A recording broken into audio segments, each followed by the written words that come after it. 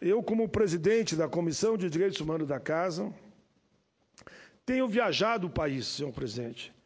Tenho ido a todos os estados, já comentei, fui no seu estado e vi a alegria lá como a população lhe trata, a forma festiva, bonita, carinhosa, como cada um deles se dirigia a Vossa Excelência e a forma como foi aplaudido no seu pronunciamento. Foi muito bom estar lá com Vossa Excelência, mas ali nesses encontros, eu fui já a 14 estados, agora nesse fim de semana eu estou na Bahia. Na Bahia vai ser na quinta e na sexta, eu estarei na Bahia. No sábado volto, que tenho uma outra audiência aqui já em Brasília. E nesses encontros eu estou colhendo a opinião da população. Lá se fala sobre tudo, senhor presidente, que são o que eu chamo, Zanetti, de plenárias livres. Se fala sobre democracia, se fala sobre o meio ambiente, se fala sobre custo de vida, se fala dos direitos do trabalhador e dos aposentados, enfim, o mundo social principalmente. E social é defender a vida em toda a sua amplitude. Se fala, claro, da terceirização, que eu tenho certeza que aqui não passará. Se fala da NR12, que querem revogar para que o trabalhador não tenha nenhuma proteção dentro das empresas em relação ao acidente de trabalho, que aqui também, no meu entendimento, não passará. Felizmente, depois de uma audiência pública, o próprio senador Cássio Cunha Lima retirou a urgência para que a gente faça um amplo debate. Vamos fazer uma sessão temática, inclusive, nesse plenário, com esse objetivo. Mas, senhor presidente, ir aos 27 estados, para mim, é uma alegria.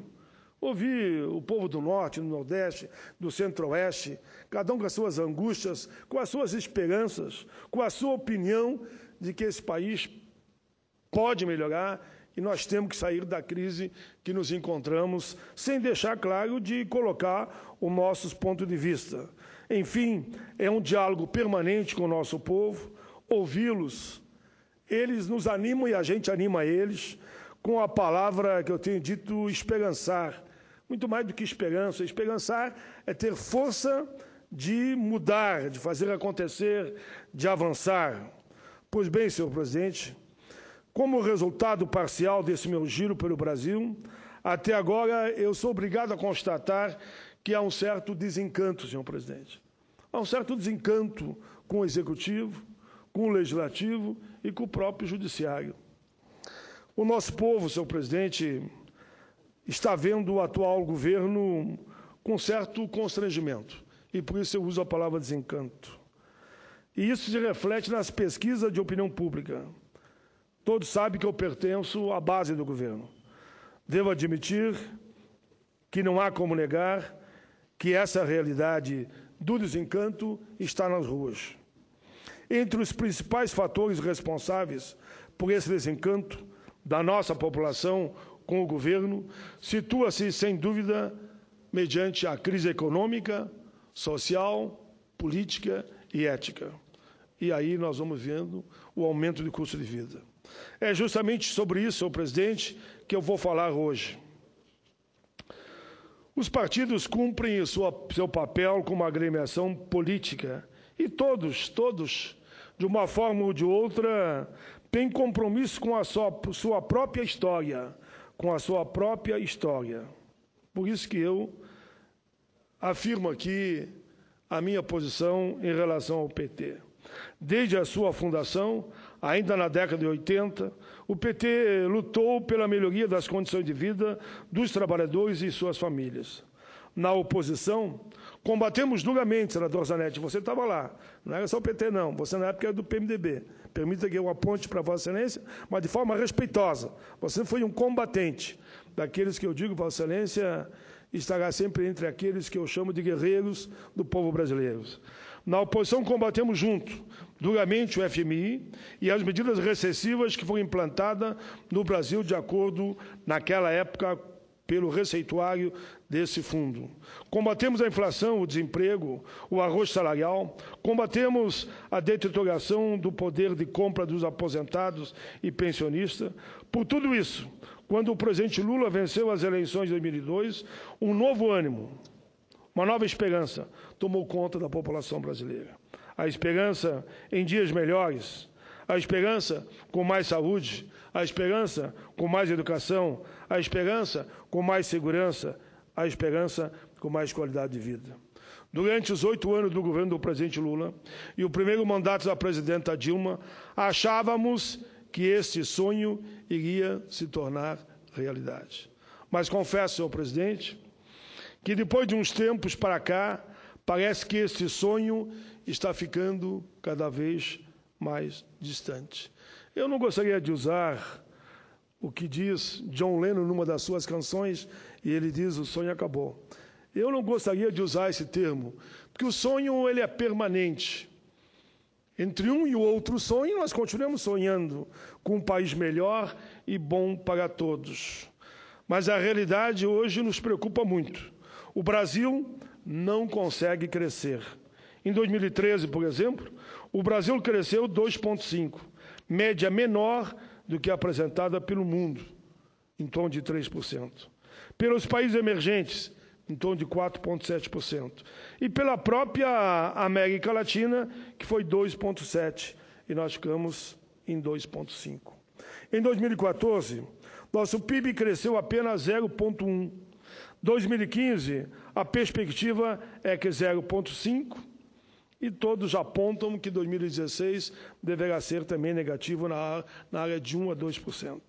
Essa queda da atividade econômica em nosso país não faz sentir em todos os setores, nos faz sentir que ela está acontecendo em todo o setor. Na indústria, a queda foi de 1,2%. Nos serviços, um avanço de apenas 0,7%. O menor desde 1996.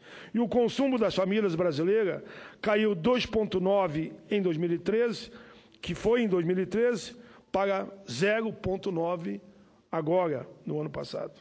Além disso, os investimentos recuaram 4,4% no ano passado, a maior queda desde 99, e isto, senhor presidente, é muito grave, porque, de acordo com o IBGE, a queda dos investimentos foi que travou o crescimento da economia brasileira. Isso tudo mostra que estamos num quadro de retração econômica, acompanhado de aumento da inflação, da energia elétrica, do dólar e da restrição ao crédito, cujo resultado geral, todos sabem, vai ser o aumento de custo de vida dos trabalhadores e o desemprego. A rotatividade é assustadora. Apenas para ilustrar, no acumulado dos últimos 12 meses, o IPCA ultrapassou o patamar de 8%, o que significa a maior alta da inflação em 11 anos. Todos nós sabemos, de longa data, que o aumento da inflação e do custo de vida prejudica quem? Os mais pobres. Prejudica aqueles que ganham pouco, que não têm como se proteger do aumento de preço. Esse aumento do custo de vida tende a agravar ainda mais a crise econômica. É um ciclo vicioso, porque vai impactar negativamente a atividade econômica e gerar mais recessão. Menos dinheiro no bolso do trabalhador significa menos consumo, menos produção, menos emprego.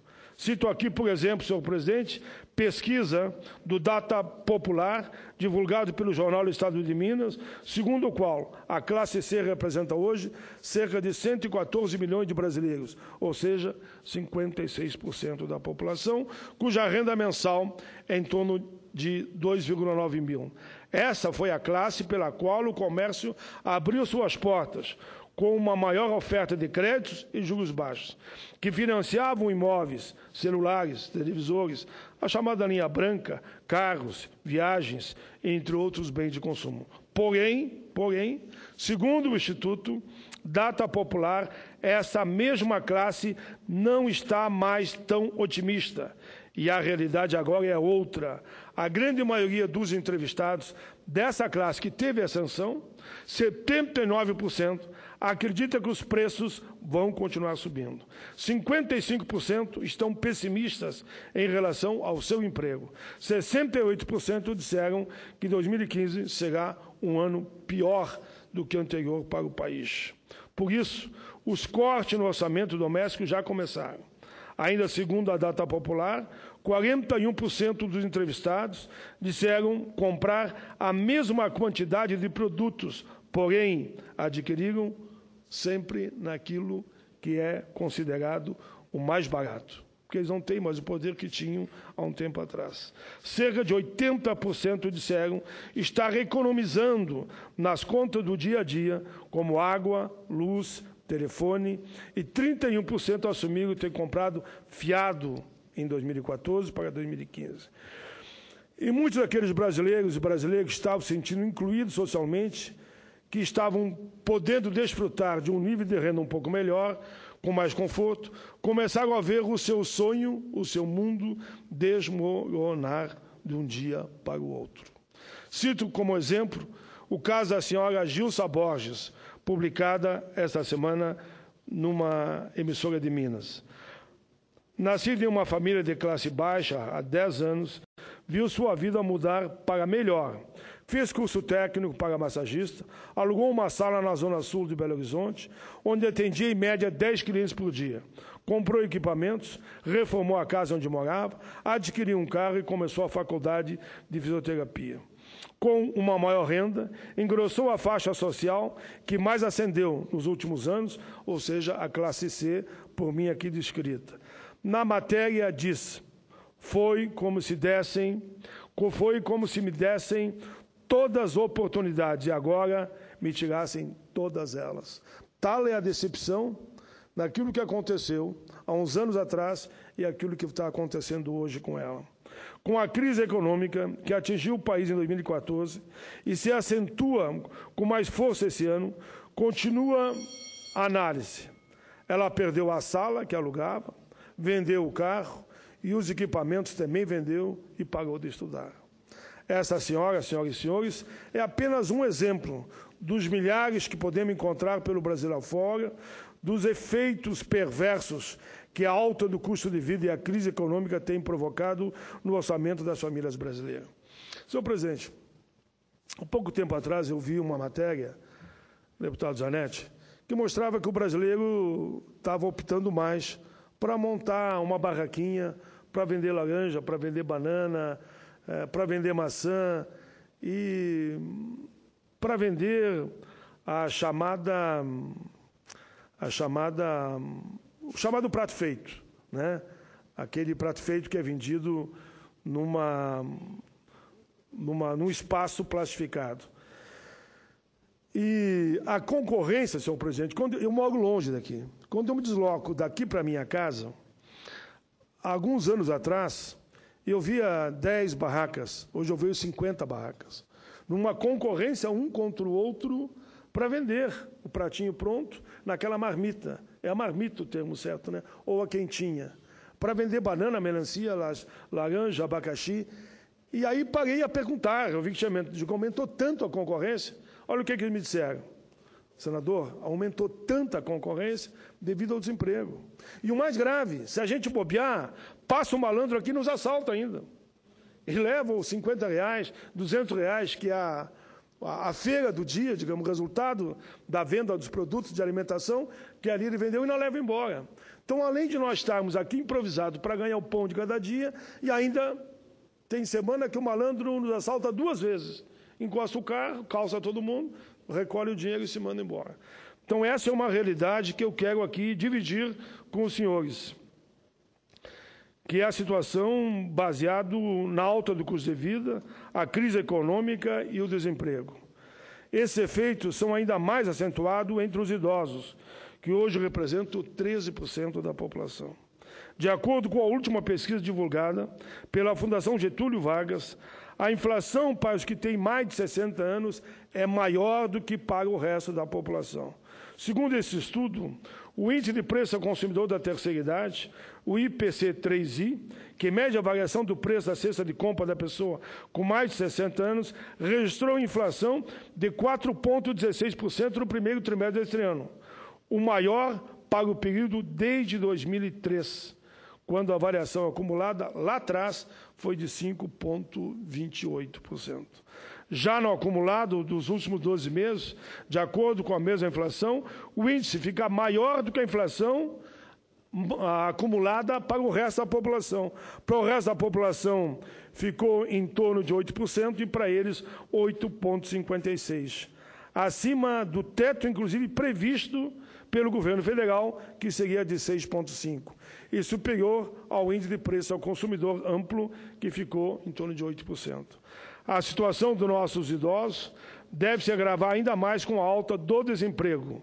Com mais pessoas sendo demitidas, certamente aumentará o número de idosos que passarão a ser provedores da família, contando com a renda das minguadas aposentadorias, que estão sem reajuste há mais de uma década, que não há reajuste acompanhando nem o crescimento do mínimo e muito menos acompanhando o crescimento do PIB ou do crescimento da massa salarial daquele que está empregado.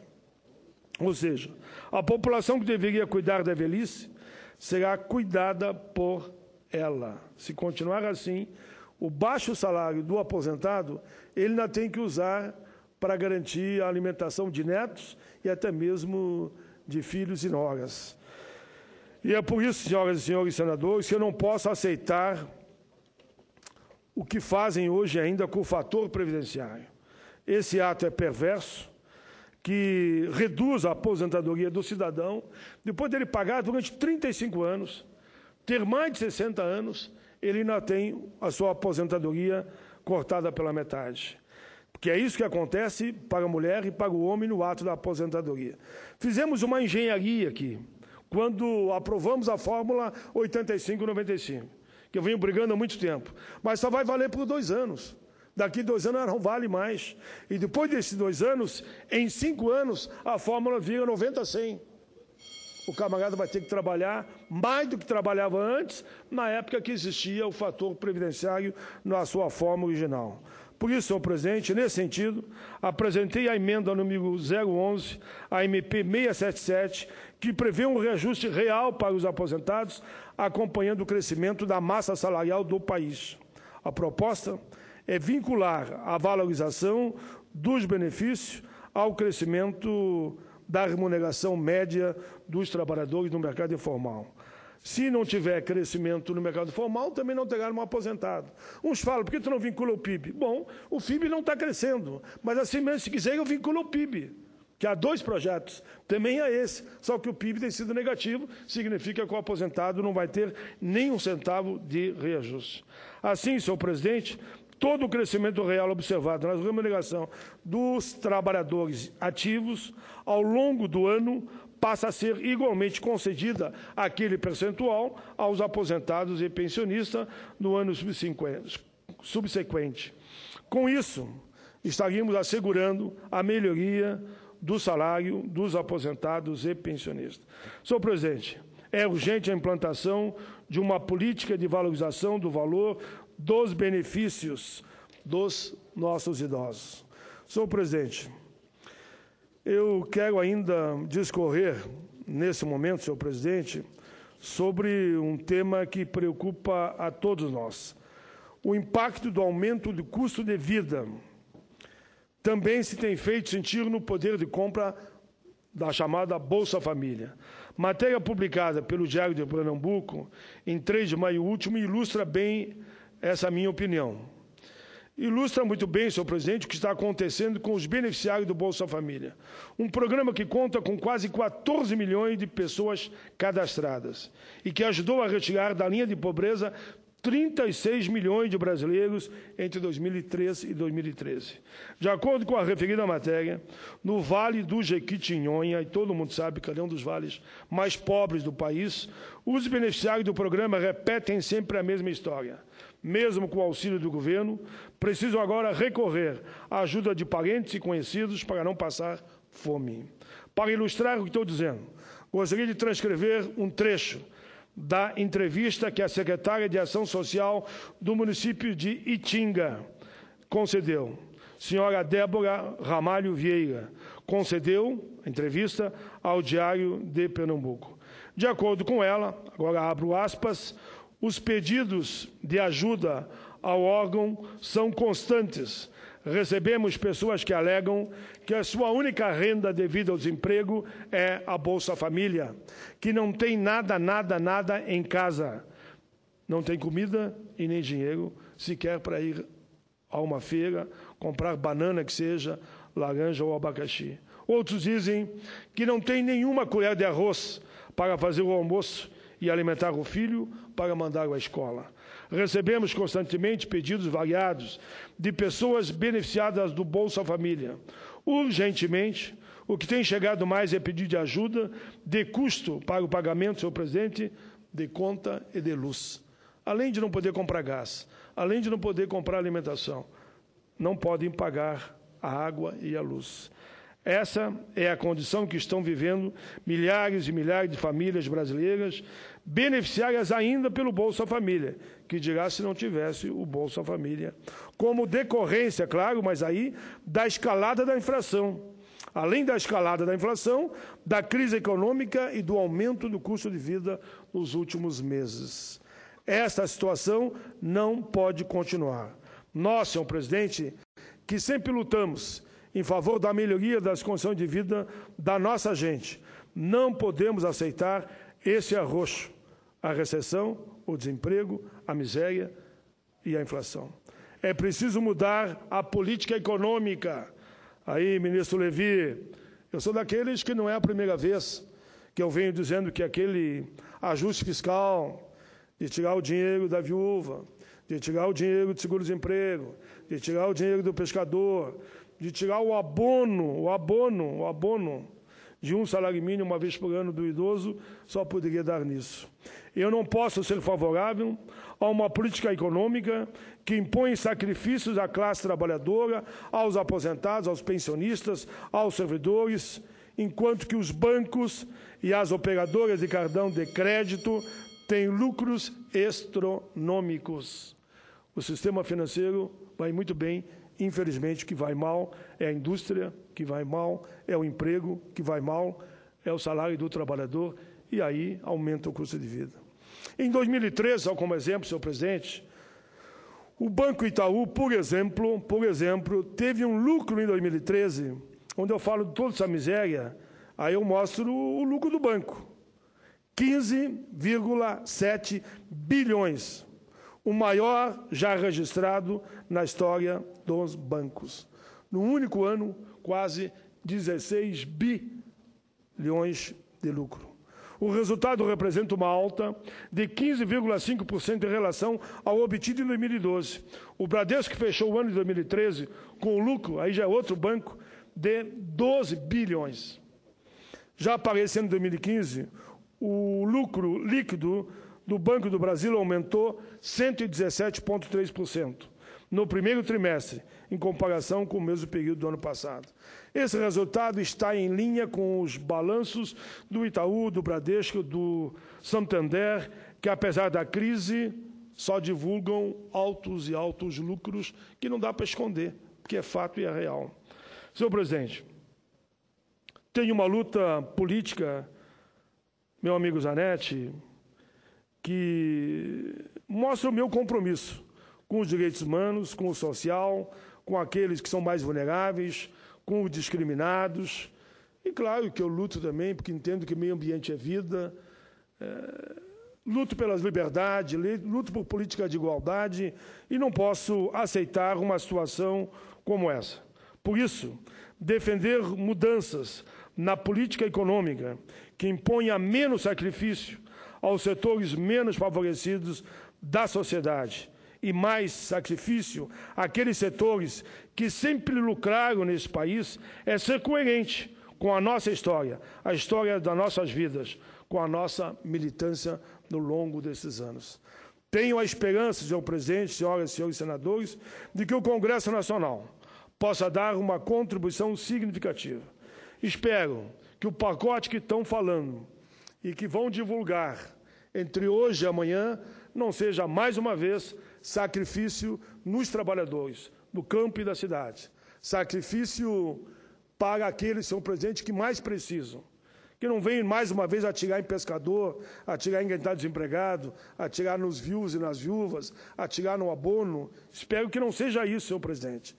Espero mesmo que esse pacote não venha a trazer prejuízo para a nossa população, repito, mais vulnerável, seja no campo, seja na cidade. Espero eu que o pacote venha para frear, para dar um basta na alta descabida do custo de vida, da inflação e dos juros nunca visto. Nós somos entre os países do mundo, com certeza, ficamos entre os 3 que têm a taxa de juro mais alta do planeta. Enfim, espero que possamos retomar o crescimento econômico e a construção do Brasil que sonhamos. Sou daqueles que repete, na contramão do que disse John Lennon. Ele disse que o sonho tinha acabado. Eu quero continuar sonhando. Eu quero continuar com o verbo esperançar, para que a nossa luta, que a minha luta, que a luta de todos os brasileiros de bem, continue sempre defendendo aqueles que mais precisam na linha de fazer o bem sem olhar a quem.